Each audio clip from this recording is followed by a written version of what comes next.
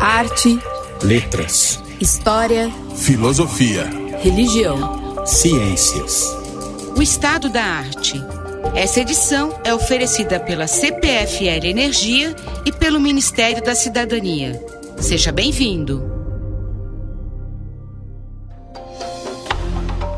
Olá! Elemento comum a toda a espiritualidade chinesa, o Tao significa caminho, mas para o taoísmo é também a verdade e a vida. A mais elusiva das tradições espirituais mundiais, o taoísmo compreende muitas subtradições, seitas religiosas e escolas filosóficas unidas por uma cosmologia similar e um objetivo comum de união com o Tao, que toma forma de uma busca ou por imortalidade física ou por transcendência mística, ou ambas.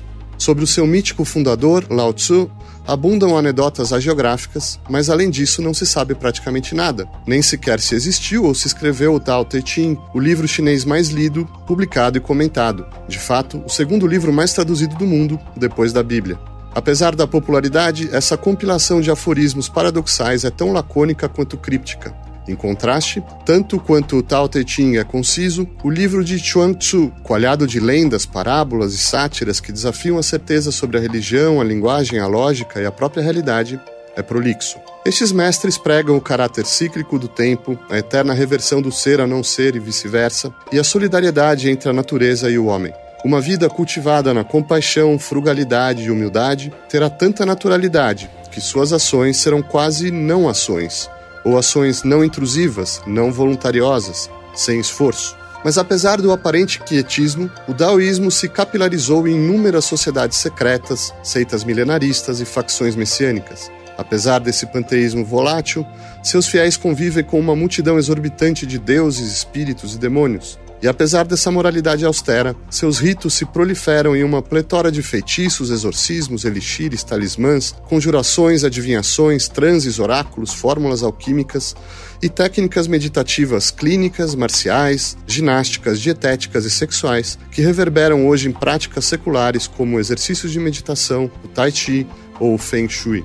Tanto quanto o taoísmo enfatiza a natureza e o que é natural e espontâneo no ser humano, a sua tradição irmã, o confucionismo, se ocupa da sociedade humana e das responsabilidades sociais. A história de seus atritos e simbioses é a mais perfeita expressão dessa mistura singular de superstição e ceticismo, de piedade e racionalismo, que é o ideário chinês. Afinal, o que será o taoísmo? Uma corrente profunda da cultura chinesa ou uma joia rara? Fruto do povo ou de uma elite minoritária? Será uma força contracultural, revolucionária ou de consolidação do status quo político?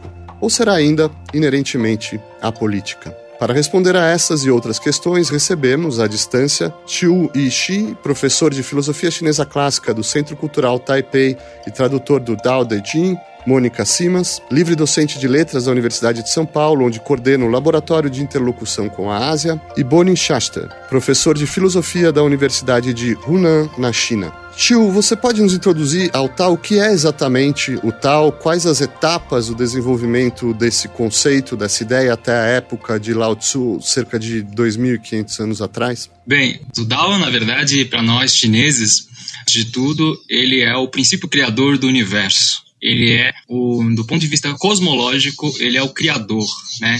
Ele é Chuangzao, ele cria o universo, Yizhou. Então nós achamos que o Tao, aliás, isso já a partir do I Ching, né? Chamava Tao do céu. Isso nós temos então a concepção criadora, né? Um princípio que gera todas as coisas, as 10.000 coisas, tá? Então, e depois virou esse princípio ético, né? Yuanzi do Tao Te, tá? Que é ético, um princípio ético também, tá?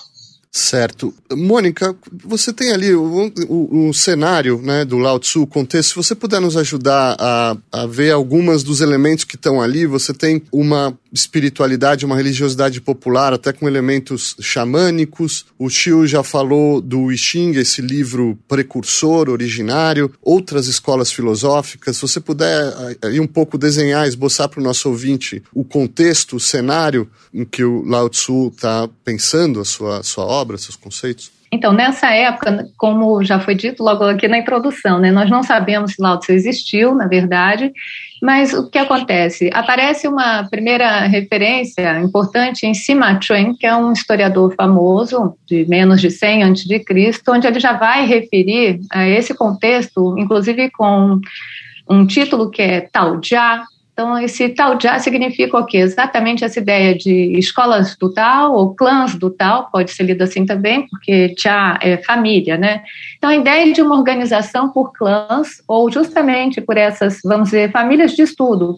Então, você teria as famílias de estudo de oráculos, as famílias de estudo ligadas mais ao xamanismo, e é nesse contexto que está sugerido, né, que Lao Tzu haveria existido. Na verdade, na tradição oral do taoísmo, ele seria ainda muito anterior a isso.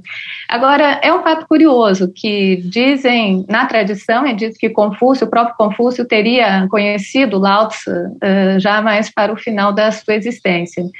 E, recentemente, num dos últimos achados arqueológicos na China, em 1993-94, foi achada uma versão do Tao Te Ching, que é a mais antiga que existe hoje, de 300 a.C., e pelo menos 300 a 400 a.C., que teria sido justamente achado ligado ao material de um bisneto do Confúcio. Então, na verdade, até hoje, os achados arqueológicos, nesse sentido, eles reforçam essa tradição e não propriamente do taoísmo, como a gente entende o taoísmo nessa briga, né, que foi referida aqui entre taoístas e confucionistas, mas sim como mais reforça essa conexão entre essas duas tradições. Boni, vejamos essa obra, então, o Tao Te Ching. Qual é a estrutura do livro, as características mais salientes de estilo? Quais são os seus principais temas para a gente começar aí a deslindá-los? Uma questão que eu queria colocar aqui, em complemento ao que já foi dito, antes de entrar na questão da estrutura do livro e quantos capítulos, os temas, né? É essa questão do próprio termo taoísmo, né? A gente tem que historicizar esse termo. Taoísmo é uma coisa que não existe na China. Não existe taoísmo na China, isso é um termo nosso. O que existe na China são vários termos diferentes. Você tem Tao Jia, você tem Tao Jiao, às vezes, dependendo do contexto, Tao Jiao pode ser budismo, pode ser confucionismo. Então, esse termo que a Mônica acabou de se referir, o Tao Jia, às vezes pode ser o confucionismo também, porque todas essas escolas filosóficas do período, elas estão lidando com o Tao, com esse conceito fundamental de Tao, né? E uma coisa que é muito interessante, muito importante observar, que embora hoje em dia o taoísmo ele englobe tanto o taoísmo histórico chinês, quanto a recepção ao taoísmo histórico chinês, tal como ela acontece na Europa, nos Estados Unidos, no Brasil, né? Via New Age, via classe média, uma classe média desencantada com as religiões tradicionais, então eles procuram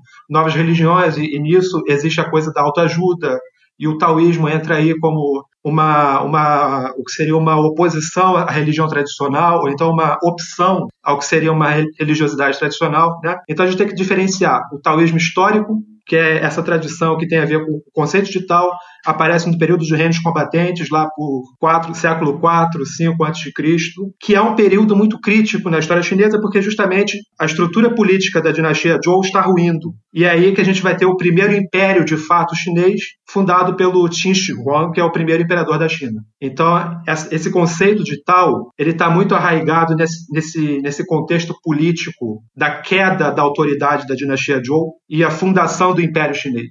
Perfeito. Xiu, uma vez feita essa contextualização, eu volto à pergunta, o livro Tao Te Ching, qual é a sua estrutura, quais são os temas principais? Apresenta um pouco o livro pra gente. O livro, na verdade, Lao Tzu se pergunta, né?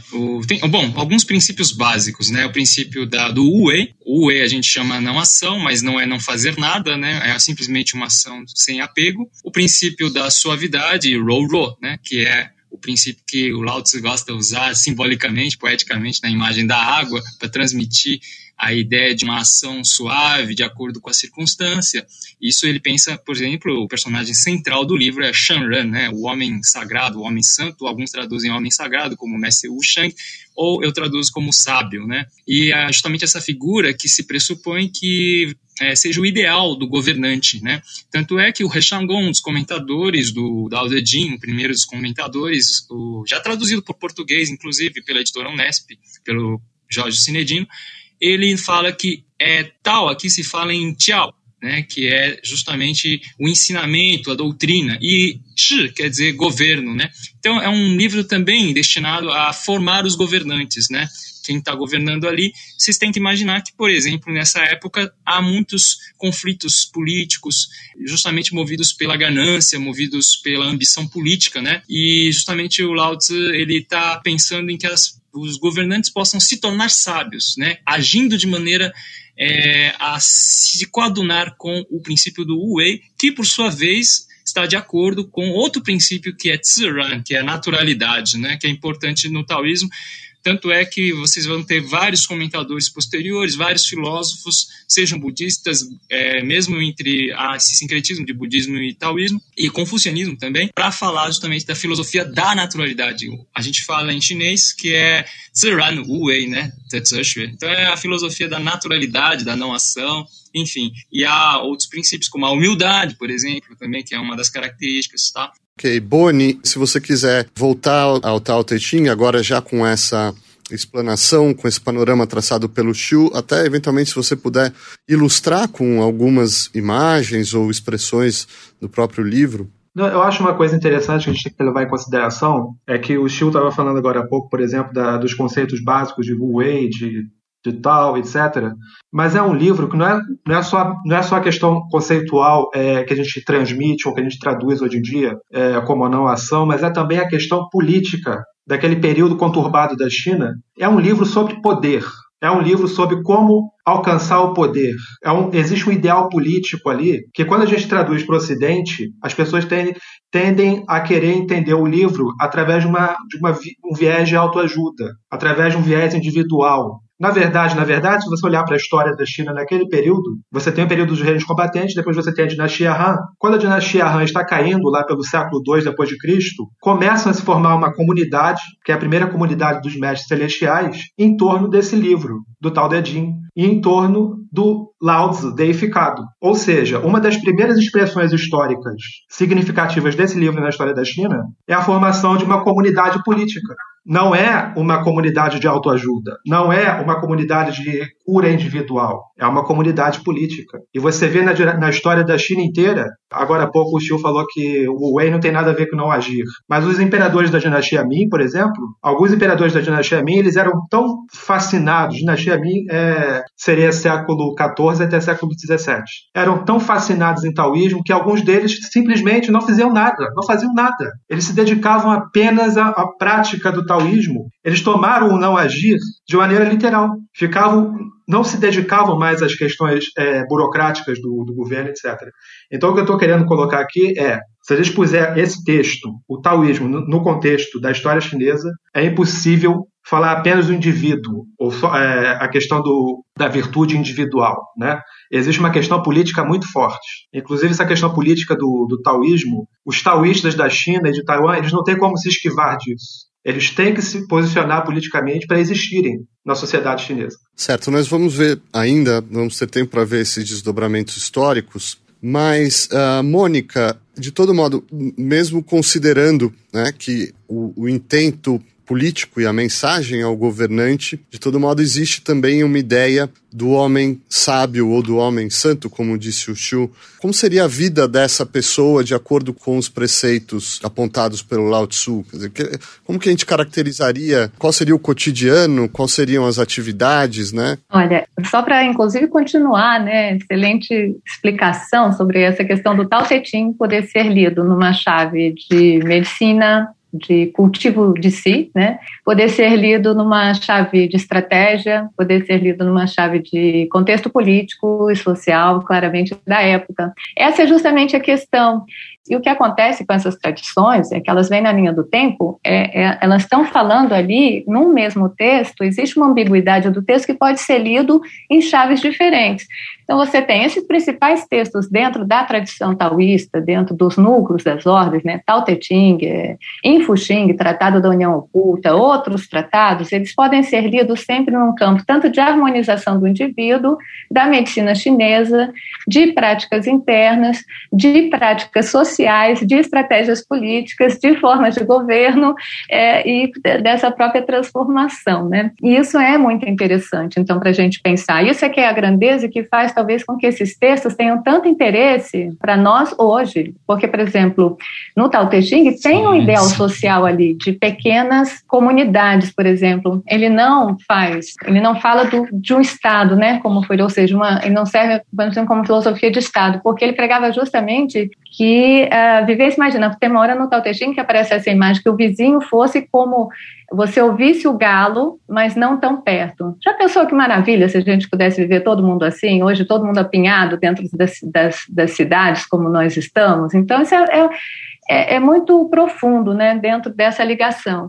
E com relação a esse processo que é do homem de se conectar, né, com o absoluto, que o Cho trouxe, né, vamos dizer, dentro dessa visão de um despertar, né, para esse absoluto, o primeiro capítulo tal como essa versão mais consensual, né, que nos chega, que fala o mistério dos mistérios, né, então nitidamente talvez não é uma tradição mística, isso é um ponto muito, o mistério dos mistérios, vai ser muito importante. O que é esse homem que vai então migrar, né, você me pergunta como é esse homem. Bom, no Tao Te Ching ele dá algumas pistas para a gente. Ele fala profundo, amplo, né? Ele fala límpido como a existência eterna, grande, ser como a mãe sob o universo, ou seja, você recuar, né?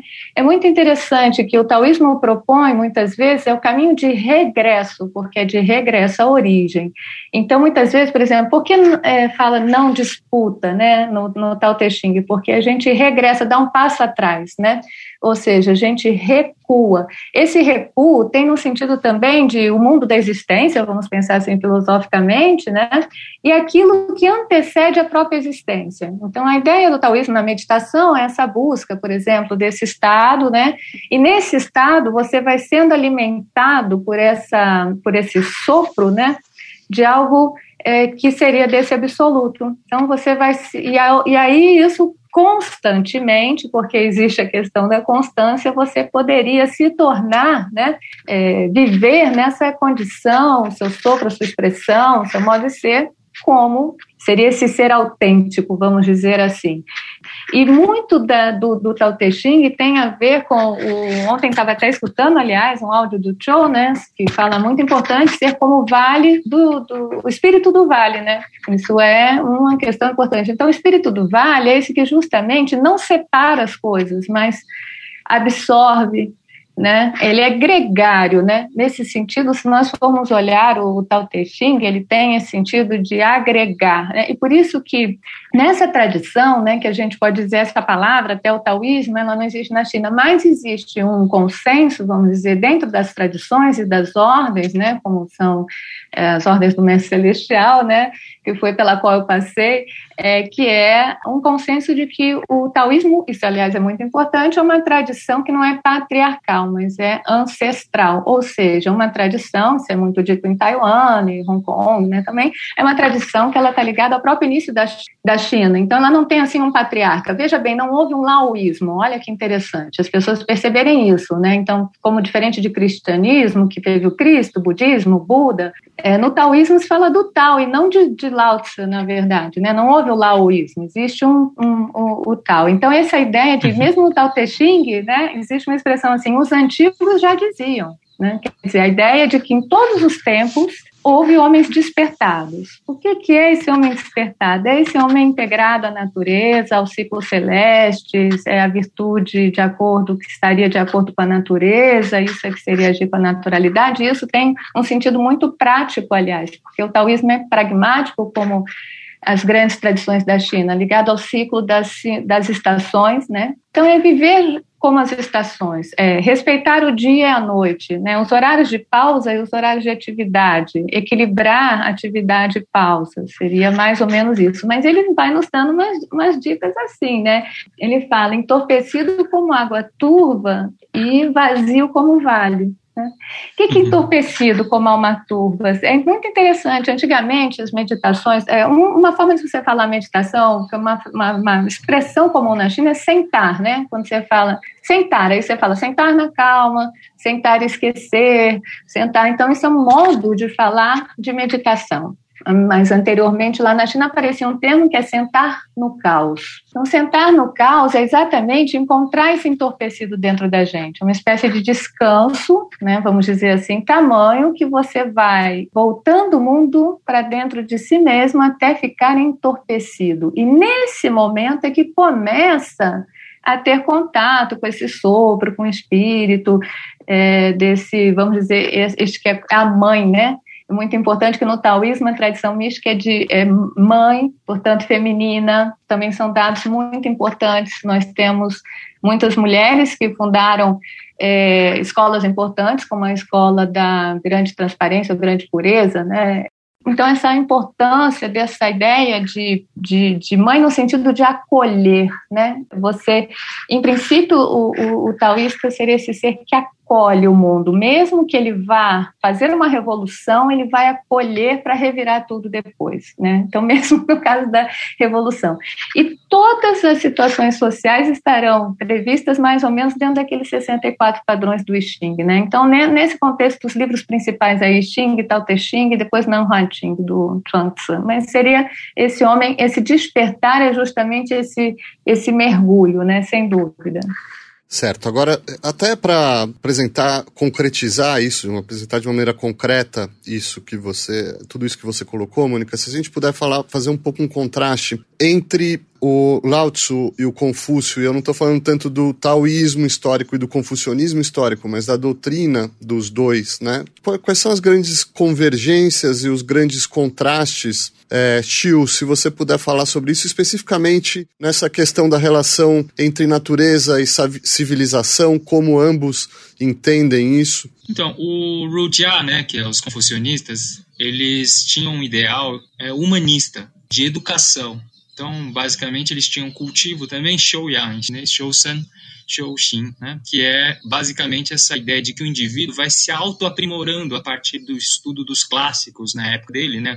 O clássico dos ritos. Então, existe esse conjunto de livros que formam o Shi, né? Os eruditos, né? É uma classe, né, de eruditos que ocupavam cargos importantes no governo. Então havia um ideal educativo, humanista, e que pressupõe essa ideia de que a pessoa ela vai atingir alguma coisa formando-se. A ideia é um pouco parecida com aquele romance de formação que temos aqui no Ocidente, né, com Goethe.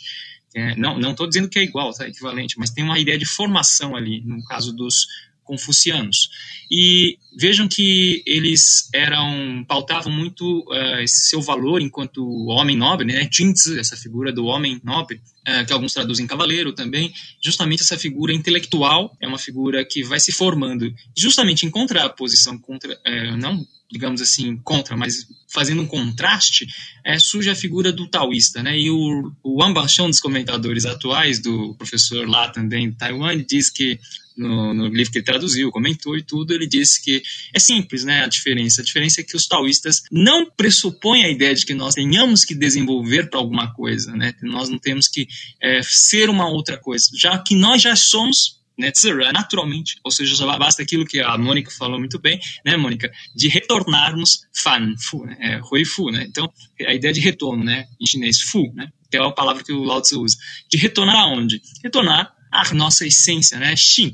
Veja que essa palavra Xin, ela é usada pelo grande comentador Wang Bi, citado em todas as edições e comentadores, tanto para os religiosos taoístas como para os taoístas praticantes, né, das artes também taoístas ou artes marciais, enfim. Então você tem aí essa diferença claramente delineada, né, já justamente os taoístas seguem a naturalidade, ziran, né? Suanqi, ziran. Então, Suanqi é seguir essa naturalidade do céu e da terra, né? Tianbi. Vocês podem ver que a concepção de Lao Tzu, ela é muito ligada à natureza, né? Só que é o que eu sempre falo, né? Essa natureza não é só a natureza do meio ambiente, né? E isso também, isso é importante, né? Porque a gente, em expressão em chinês, a gente fala ziran, né? Essa grande natureza e tal. Sim, mas também os mestres, inclusive, a gente sabe que teve um desenvolvimento do taoísmo posterior, que é o taoísmo no caso dos mestres celestiais e também da tradição Shantin, da claridade suprema. Enfim, você vai ter um certo consenso entre os taoístas, né, de que é importante seguir essa naturalidade como uma maneira de um pouco não reprimir, né, porque as pessoas acham que é reprimir ou querer, sabe, não ter desejos. Não é isso que o Lao Tzu fala, né, né, do desejo, mas sim a partir de uma prática, como a Mônica também falou, do silêncio, a prática, né, da meditação, desse mergulho interior, né, de retorno à naturalidade, algo que já nós temos enquanto natureza, o Xin, né, é sim buscarmos, sabe, por exemplo, tem uma frase muito simples na sabedoria taoísta que é, se tiver que... Isso também influenciou o Zen budismo, né, o budismo Chan posterior. Se você tiver no frio, você naturalmente vai colocar roupa, né? Se você tiver quente, naturalmente você vai ficar com menos roupa. Então, é seguir de acordo com essa esse ritmo de alternância do dia e da noite, das estações, ou seja, observando a natureza, né? Tá? Então você tem aí um homem que a gente chama, que tem uma relação profunda de harmonia, né? He, que é a palavra-chave do taoísmo e também no Dao De Jing, é isso que o Zhuangzi, mestre já, depois do Lao Tzu, vai falar bastante nos livros dele. Inclusive, ele faz uma crítica muito, às vezes, irônica, porque o Zhuangzi tem esse humor, né, na literatura dele. É um grande escritor que vai influenciar depois o Li Po e muitos outros escritores chineses, Tao Yuanmin. E aí o Zhuangzi, ele fala muito de Zira, né, essa naturalidade, que está muito ligado a Qingjin Wei, né, que está muito ligado a esse outro princípio da não-ação.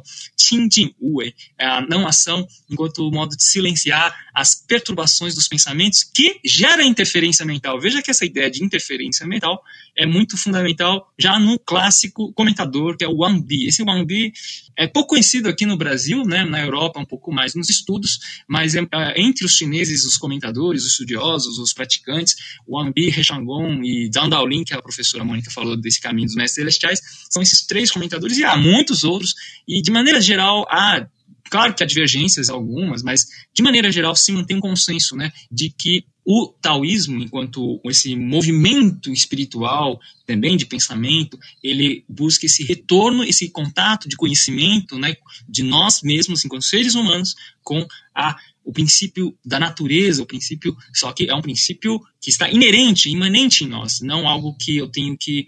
por isso essa crítica também à artificialidade das relações humanas, à artificialização, que me parece que para os dias atuais é muito, muito importante. Tá? Ok, Boni, você já citou, mas acho que agora é o momento da gente se aprofundar. No início da nossa era, no nosso calendário, por volta ali da época da dinastia Han, um pouco antes, começam a surgir movimentos, né, comunitários. Essas ideias começam a concretizar, a se materializar nesses movimentos.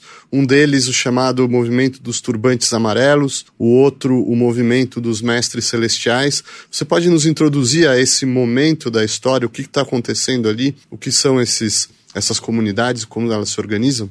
Primeiro, em termos geográficos, o taoísmo do mestre celestial aparece em Sichuan, que seria uma região mais ao norte da China, e é uma comunidade que está ali vivendo no final do primeiro grande império chinês. O primeiro império foi o império da dinastia Qin, o segundo a dinastia Han, que tem basicamente os 4 séculos de história. E essa comunidade, ela se forma ali num período em que a dinastia Han está desmoronando. E é justamente nesse momento que essa comunidade, ela se forma como uma espécie de milícia fundada por meio de várias paróquias, vamos colocar assim, onde existe sim o culto a Lao Tse, ou Lao Tzu, ou Lao Jing, como é então chamado nos textos que a gente tem hoje em dia. Existe sim um culto a Lao Jing, existe vários cultos a vários patriarcas, a vários matriarcas. O taoísmo, principalmente esse taoísmo mais antigo, ele é completamente hagiográfico, né? A gente tem várias tradições hagiográficas. E a questão dessa comunidade do mestre celestial era justamente o quê? Era conseguir retornar o vigor da dinastia Han, né? Eles não estão querendo fundar uma outra dinastia. Eles querem retornar. Aí a gente entra com essa ideia do retorno de novo, mas é o retorno a uma ordem política ideal, uma ordem política antiga. Então eles querem retornar isso. Mas como é que eles fazem isso? Eles fazem isso por meio de uma reforma religiosa. O confucionismo, ele não é um ateísmo, ele não é um secularismo. Essa comunidade do mestre celestial, ela é contra os deuses, uma grande maioria dos deuses do panteão confucionista, e também é contra os deuses do panteão popular.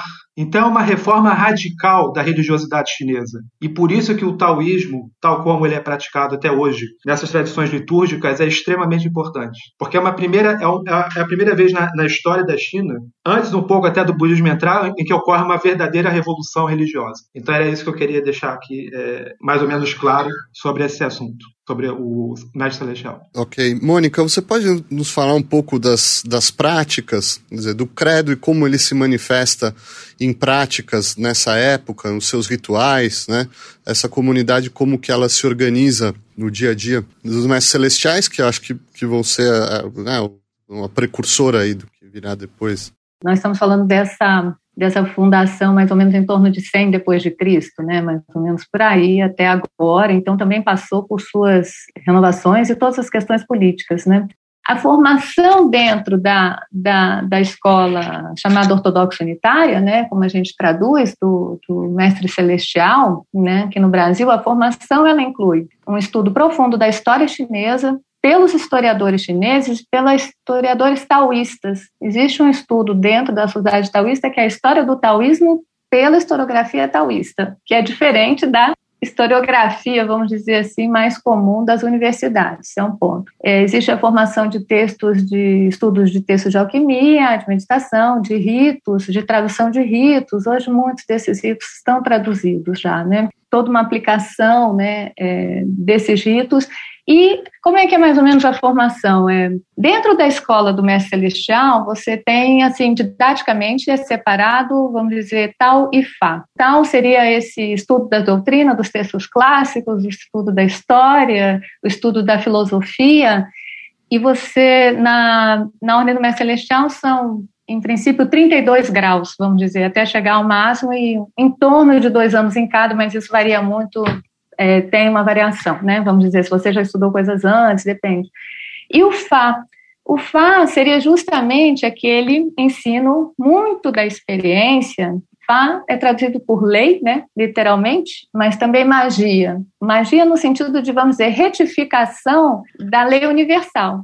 Esse que é o conceito, né, daquelas práticas, seja por talismã, seja por entoação de mantras, muitas vezes litúrgicos, né, porque lá em Taiwan esses ritos, né, da ordem do Mestre Celestial são classificados como uma ordem, ritos litúrgicos, ou seja, na verdade, grande parte é recitação de mantras dos próprios textos, né, inclusive um texto da Transparência Sublime, por exemplo, que é como se fosse uma espécie de mini Tao Te Ching, né? Assim, que você recita em mais ou menos uns 30, 40 minutos ali. Mas a recitação, né, também tem sentido de, dentro da religião, dentro da religiosidade, de incorporação, né, vamos dizer, dessa filosofia, é como se você se nutrisse, né, com esses textos. E produção de talismãs, que são aquela caligrafia espiritual, religiosa, belíssima, uma tradição muito assentada nas escolas do taoísmo, né, e no Fá, na categoria do Fá, você tem, vamos dizer, são 7 categorias, né, no Mestre Celestial, e 9 anos em cada uma. Então, veja bem, um mestre para chegar, vamos dizer, lá no final disso que tivesse os graus do Tao e do Fá, vamos dizer, ele teria que ter pelo menos, em tese, uns 63 anos de estudo, de prática, de experiência e de estudo. Inclusive no Tao, né, a formação do mestre na sociedade taoísta, existe a formação, inclusive para debates, para falar sobre, né, a doutrina. Então, essa, vamos dizer, é importante entender uma coisa, talvez, para nós, que nós estamos acostumados, assim, o padre, né, ele faz lá o seminário e depois ele vira padre, ele está apto a fazer qualquer das atividades, né, dos sacramentos. No taoísmo não é assim. No taoísmo você vai em escadinha. Então, você recebe o grau de Tao Se, aliás, quando é ordenado Tao Se é cavaleiro do Tao, literalmente, né? Aquele que monta sobre o cavalo. O cavalo simboliza a energia Yang, né? Então, é o mundo sagrado. Então, Tao Se significa aquele que comanda o sagrado, vamos dizer assim, né? Cavaleiro, aquele que sobe em cima do cavalo. Então, você tem essa figura que está ali, ele, quando ele recebe o grau dele, quando ele é Tao Se, né, ele não está apto a fazer qualquer coisa. E aí vai nessa escadinha, que são essa graduação. No Fá tem uma graduação, no Tao tem outra. Então, ele não está, e ele vai durante a sua jornada, a sua experiência, ele vai estando apto para fazer essas atividades. Se nós olharmos o canon taoísta, como ele foi organizado, né, ele foi organizado lá pelo século IV depois de Cristo, depois teve uma outra versão do século V, depois veio aí 748, 1016, 1444, até chegar uma última versão já no século XVIII, né, mais ou menos do canon taoísta. Ele foi crescendo em termos de volume, ora ele foi sendo limpado, vamos dizer, retirado uns textos, ora foi acrescentado, mas se nós olharmos, ele é dividido em 3 partes, né, que uma parte mais voltada para a meditação, como ele está organizado, que na verdade ele copiou um pouco do budismo, da organização budista, né, as 3 grutas. Então, uma parte para meditação,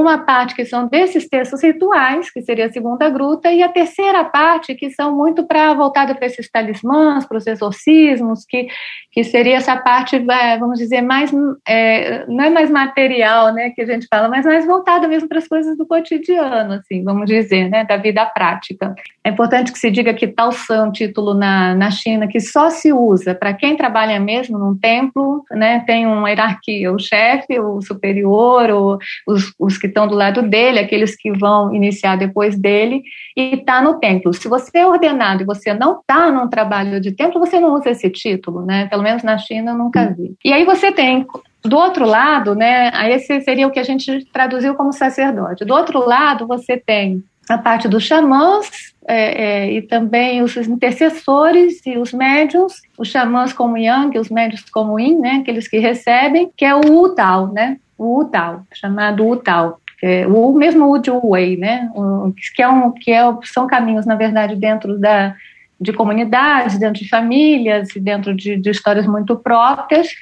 Só que como a China costuma ser associativa, eventualmente esses estarão associados ao taoísmo, ao budismo, até por organização mesmo, né? Mas eles vão estar ali, né? Junto, vamos dizer. Então eles também entendidos dentro do taoísmo, mas também estarão no budismo, ou enfim, não independe da devoção, mas simplesmente para agregar. Isso é mais ou menos cotidiano, né? Vamos dizer assim. Certo. Boni, você gostaria de fazer um comentário? Sim, eu tenho muita coisa, na verdade, para comentar, porque há muitos pontos em que a professora Mônica fala sobre taoísmo de uma maneira muito abstrata. E eu quero trazer isso para uma questão mais concreta. Por exemplo, a professora Mônica falou do Mestre Celestial. Você tinha perguntado como é que era a vida na comunidade do Mestre Celestial. A vida na comunidade do Mestre Celestial, no século II depois de Cristo, era uma vida completamente diferente da vida chinesa normal. Você tinha uma comunidade onde a hierarquia entre as pessoas era determinada por meio do grau iniciático, entre quem tinha uma iniciação ritual mais profunda estava num grau iniciático maior, e a comunidade inteira era uma comunidade que vivia sob a égide de um pensamento religioso que não é o mesmo pensamento religioso da sociedade chinesa comum.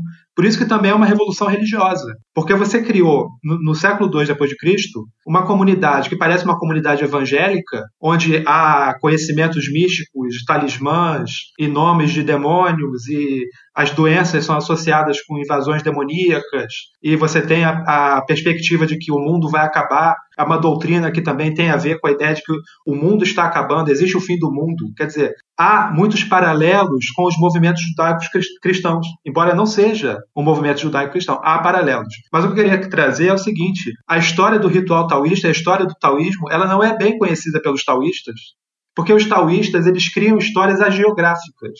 Eles não criam uma história no sentido nem confucionista.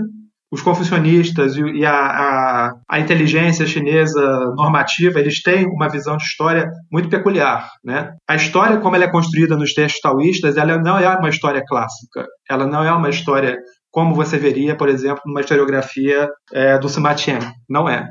Então, os taoístas, eles conhecem a própria hagiografia. Eles não conhecem a própria história. Então, por exemplo, a professora Mônica falou que o ritual, como é praticado hoje no Brasil, ele tem a ver com uma escola chamada Changhe. Essa escola, na verdade, ela é do século XIX. Os rituais, a música, é uma música de Fuzhou, uma região no sul da China, né? Então, os imigrantes do sul da China foram para Taiwan e fundaram essa escola no século XIX, que era um tipo de treinamento também para... não era só uma questão ritual e taoísmo. É muito diferente da comunidade do Mestre Celestial no século II depois de Cristo, porque você tem mais de 1000 anos de história no meio. O que você tem no taoísmo hoje são, sim, há práticas do taoísmo hoje que elas têm 1000 anos. Há práticas do taoísmo hoje que elas remontam ao período do Mestre Celestial? Talvez. Isso é muito disputado. Agora, existem certos conceitos rituais que são, sim, que já se percebe no período antigo. Por exemplo, o que é o mais importante no ritual taoísta? O ritual taoísta, ele é uma emulação do ritual da corte, quando você vai ter com o imperador. Agora, o imperador que você vai ver não é o imperador comum, não é o imperador humano. Você vai ter com o imperador de Jade. Então, existe no ritual taoísta uma coisa essencial, que é a metáfora imperial. Isso perfaz o ritual taoísmo durante toda a sua história de mais de 1000 anos de desenvolvimento. Então você pode imaginar quantos elementos mudam mais de 1.500 anos de história. Agora, o que é que não muda? O que é muito importante? Em primeiro lugar, a metáfora imperial. Em segundo lugar, a relação com a religião local. A professora Mônica citou, por exemplo, que há os feiticeiros,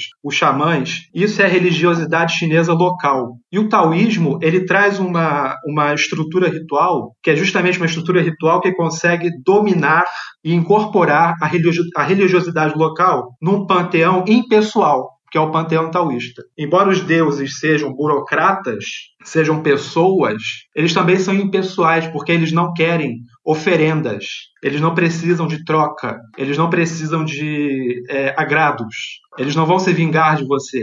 Os deuses populares, eles querem sangue, eles querem animais, eles querem troca, eles querem te dar, mas eles também querem de volta. E isso, para o taoísta, é um problema ético. Então, o ritual taoísta, ele resolve esse problema ético na sociedade chinesa. Não existe uma teologia, existe uma teologia ritual, uma estrutura ritual onde você pode ver o taoísta de Xangai, o de Fujian, de Pequim, eles cantam músicas diferentes, eles cantam dialetos diferentes, mas eles têm a mesma estrutura ritual básica e funcionam pela mesma metáfora imperial e social. Não, eu queria, de novo, para dar concretude para o ouvinte, Xiu, eu queria que você falasse um pouco dessa interação, especialmente talvez na época de um apogeu do taoísmo entre a dinastia Han e a dinastia Tang, ali pelo primeiro milênio, da interação entre o taoísmo, o confucionismo e o próprio budismo que vai chegar ali, né? Quer dizer, sobretudo o budismo vai causar um elemento ali vai catalisar uma série de fatores, você vai ter essas religiões nativas chinesas absorvendo coisas e, por sua vez, transformando o budismo na China. Eu sei que é talvez um espaço de tempo muito grande, é um tema muito grande, mas se a gente puder aí traçar para o nosso ouvinte um pouco de como se deu essa interação e como essas escolas se influenciam umas às outras, como elas mudam umas às outras. Então, eu vou falar do ponto de vista mais da filosofia que eu dou aulas, né, de taoísmo eu faço o Tai Chi Chuan, então para mim é muito mais importante, né? É tão importante quanto todas as várias abordagens, tem vários taoísmos, taoístas, e inclusive da época mesmo de Lao Tzu, por volta de 7º, 6º, ali a gente tem Lao Tzu é uma figura lendária, né? E a gente nem sabe como ele morreu. Esse encontro com Confúcio é contado, né?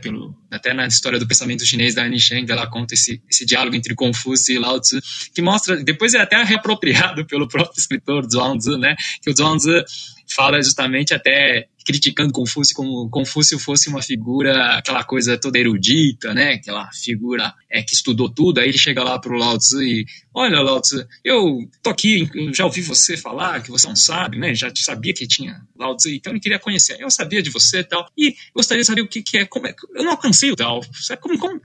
Como eu posso alcançar o Dao, né? Você imagina o Confúcio assim, quieto e tudo, e aí você vê que ele fala, eu estudei isso, eu estudei aquilo, eu estudei o livro tal, né? Os clássicos. Aí o Lao Tzu chega para ele e fala, não é assim que se alcança o Dao. Isso é importante para os ouvintes perceber que o Dao, já no começo do capítulo 1, Lao Tzu fala Dao, ke Dao, fei chang Dao, min ke min, fei chang min. Mas o Dao que vai ser falado não pode ser o verdadeiro Dao, o Dao constante, né? Ou como Sinedin traduz, o Dao permanente, né? O Chang Dao é justamente esse princípio. Então, é algo inefável, algo que não se pode dizer, não pode se falar, né? E vejam que, a partir desse momento, os chineses, né, já com o taoísmo no movimento inicial, já começa a ter uma percepção de uma ordem de realidade, né, que subjaz a tudo, então subjaz a todos os fenômenos, que interliga os fenômenos, que explica os fenômenos, mas ele mesmo é inexplicável e, portanto, é o que eu quero dizer, ele prenuncia o budismo, né, e o Zen budismo principalmente, que vai ganhar força na dinastia Tang, né, que basicamente você vê o Bodhidharma falar isso depois quando leva o budismo da Índia para a China, né, por volta aí de 5 a.C., você vai ter aí um casamento. Claro que houve também na história da China essa perseguição ao taoísmo, e depois o taoísmo volta, perseguição ao budismo, e depois o budismo. Enfim, os imperadores ali sempre, né, se apropriando desses pensamentos de autores como Lao Tzu, de autores de vários autores, inclusive Bodhidharma, mas na verdade esses figuras, eles eram anárquicas, né, no fundo, por natureza, inclassificáveis, né. Então, por exemplo, o Lao Tzu mesmo é um dragão, né, para o Confúcio. O Confúcio, nessa história que eu estava contando, ele tem uma história interessante, Marcelo. Ele diz assim, as aves eu consigo capturá-las, né, atirando, e o peixe eu consigo pescá-lo, mas o Lao Tzu é impossível capturá-lo. Por quê? Porque ele é um dragão. Né? Então, ficou esse mito, mas ao mesmo tempo tem uma força mítica imensa para nós chineses, para todos, acho que o pensamento taoísta, né? Eu estou me referindo ao pensamento taoísta de maneira não de maneira abstrata, geral, mas de maneira realmente está permeando nossa sociedade. Inclusive, o Boni falou sobre o Zhang Daolin. O Zhang Daolin é uma interpretação apenas, porque o Zhang Daolin ele personificou, né, o Dao e o Dao virou professor, né, e o Lao Tzu foi divinizado, endeusado e colocado no panteão, né. Mas na verdade o Dao mesmo, ele, como diz o próprio Lao Tzu, ele diz, né, o Dao no capítulo 25 ele fala assim: eu sou forçado a dar o nome de Dao que já existia, inclusive entre os confucianos, mas isso aí é inominável, eu não posso explicar. Imagina a força do universo que mantém a órbita dos planetas. Ele estava pensando nisso. O Zhang San, que é um outro comentador que eu tenho, ele fala, o que é o primeiro capítulo? Panquilo é uma discussão sobre a essência do universo, né? Por isso que a física quântica se aproxima muito disso, né? Eu não sou especialista em física quântica, mas pessoas, né, da espiritualidade em geral, buscam nessas associações, e eu acho que é permitido perfeitamente, até porque os grandes mestres aqui, o Wang Banshong, o Chen Guin, fala da naturalidade, como aquele modo de produção natural das coisas, né? 自然就是自己如此, né? Aquilo que é por si mesmo, aquilo que se gera, aquilo que cresce, aquilo que você não vai interferir com força. Então isso vai ter um casamento perfeito aí com o budismo. Você percebe aí? Eu estou traçando aí a semelhança entre o budismo e o taoísmo, porque isso a gente até fala, né, entre nós chineses, que nós somos confucianos, taoístas e budistas ao mesmo tempo. A gente convive bem com esse sincretismo, né? No meu caso, por exemplo, eu adoro o confucionismo. Assim, eu leio os Analectos, que é o livro de Confúcio, e você consegue aprender muita coisa, né, na vida. Então, todos esses conhecimentos, na verdade, do confucionismo, do budismo e do taoísmo, eles refletem na prática. Não adianta ficar só na teoria, né? E também não adianta ficar só na prática, porque tem uma junção, né, entre teoria e prática, uma falsa dicotomia entre teoria e prática, porque justamente é isso, né? Para nós chineses, como diz o filósofo neoconfucionista Modong San, né? Modong San, ele falava, né, que um grande filósofo, inclusive, que traduziu as 3 críticas da razão pura, professor que foi em Hong Kong, inclusive, e ele fala disso, né, que esse conhecimento é da vida, né? Shanmin. O conhecimento está na vida. Eu admiro muito a força do taoísmo, que inclusive vai além de nós mesmos. Perfeito. Boni, se você puder ainda falar sobre esse tema da interação entre essas 3 grandes religiões, talvez podendo apresentar ao nosso ouvinte uma periodização e como isso molda a civilização chinesa, em linhas, temo que muito breves, mas se você puder apresentar um pouco isso para a gente. O que a gente pode colocar de uma maneira mais histórica e de importante é o seguinte: essa comunidade taoísta, esse taoísmo do século II depois de Cristo, ele acaba sendo absorvido pela aristocracia. Então, uma coisa que era um movimento de base, uma organização de base da sociedade, uma sociedade chinesa dentro da sociedade chinesa, esses rituais, essa ritualidade do taoísmo, ele vai para o sul da China e começa a ser absorvido pelas aristocracias chinesas. E nesse período que você citou, entre a dinastia Han e a dinastia Tang, acontece justamente isso, esse encontro do que seria o taoísmo com o budismo. E você tem, por exemplo, a fundação do que seria a lendária, né, vamos dizer assim, geograficamente, a escola Linbao, que seria a escola da joia miraculosa. Por que joia miraculosa? Porque dentro do texto, a autoria do texto é divina. O autor do texto não é nem o Lao Tzu, nem o Zhang Daolin, nem nenhum patriarca, é um deus chamado Yuan Shi Tianzun, que é o senhor do princípio inicial. Seria o Deus Supremo da Trindade taoísta. Então ele, dentro de uma pérola, ele revela o Tao. Então você vê, o Tao do Lao Tzu, ele começa a se transformar também num Tao antropomórfico e num Tao onde há um Tao falando. Embora não se possa falar do Tao, o Tao fala muito, e o Tao ele começa a revelar muitas escrituras durante toda a história chinesa. Então, nesse período, né, entre o século II depois de Cristo e o século VII, acontece a absorção do taoísmo pelas aristocracias e a absorção do taoísmo de ideias budistas, principalmente a ideia de reencarnação. E você também tem a absorção por parte do taoísmo de estruturas rituais budistas. E é aí que você cria essa hagiografia, essa escola Linbao, que seria a escola da joia luminosa, que é muito bem recebida na corte, por exemplo, do imperador da dinastia Tang. Então, em linhas básicas, é isso. Acontece essa transformação, ao mesmo tempo doutrinal, teológica e ritual, da absorção de ideias budistas dentro daquilo que a gente chama hoje de taoísmo. Muito bem. Olha, nós temos aqui pouquíssimos minutos, então, de maneira muito breve, se cada um de vocês puder fazer as suas considerações finais, abordando da maneira que vocês entenderem melhor, mas eu pensaria em apresentar para o ouvinte a realidade do taoísmo hoje, né, e as perspectivas para o terceiro milênio, o que ele tem a nos ensinar, talvez aqui para nós, ocidentais, qual é a sua realidade na China, enfim, cada um de vocês pode escolher, as cartas estão na mesa. Considerações finais, Mônica Simas. Bom, eu vou insistir num ponto importante, que é como nós conhecemos o Tao, né, primeiro, como nós conhecemos. E nessa articulação entre a tradição e as instituições universitárias, ou seja, entre a tradição e a academia.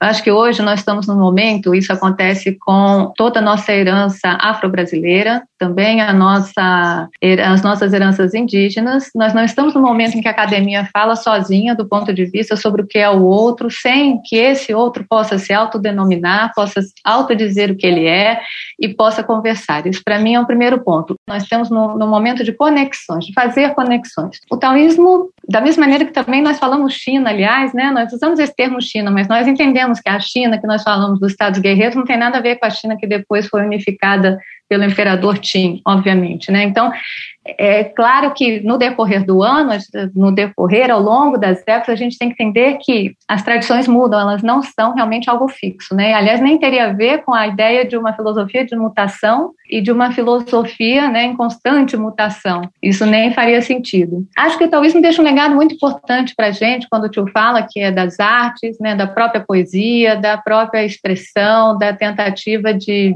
um modo de agir, né? Esse modo de agir que talvez busque a harmonia com a natureza, sem dúvida nenhuma, com as estações do ano, com as horas do dia, que tem uma alimentação, que propõe uma medicina, que propõe práticas do corpo. Isso tudo é legado do taoísmo, sem dúvida nenhuma, para a prática diária, né? Em termos de ritos, né, nós temos aí todo esse arquivo enorme, né? Lembrando que no próprio canon taoísta, né, houve depois da primeira edição, em 400 depois de Cristo, logo em 500 depois de Cristo, foi incorporado o Chang'e, né, que são justamente os textos do Mestre Celestial, né? Lembrando que esses textos de ritos, todos esses textos são um grande patrimônio no sentido da cultura outra, né? Também conhecer o taoísmo como essa cultura chinesa, né, sobre a qual o tio falou. Uma cultura outra, porque a cultura outra, né, sempre nos ajuda também a nos ver, né, como espelhos e a pensar sobre a nossa cultura, sobre o modo como nós agimos, né?